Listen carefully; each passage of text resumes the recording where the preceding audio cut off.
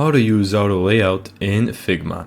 I'm gonna start off with making a button, so that should be pretty easy. All we need to do is, well, let me just get a random frame.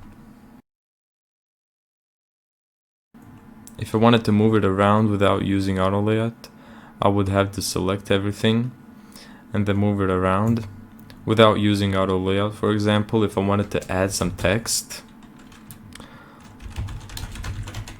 as you can see, the actual button wouldn't change proportions. It would actually just stay the same, regardless of how much text there is. So what we want to do is select this and then make it so that it's and make an auto layout. So how we're gonna do that is by pressing Shift and A at the exact same time.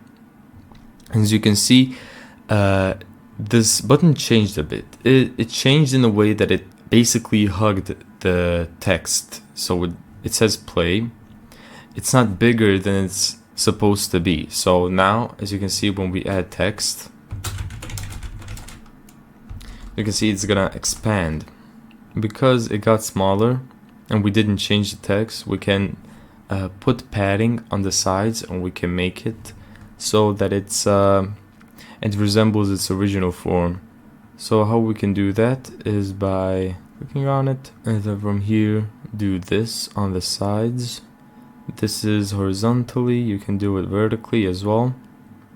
So yeah, those were the basics of auto layout.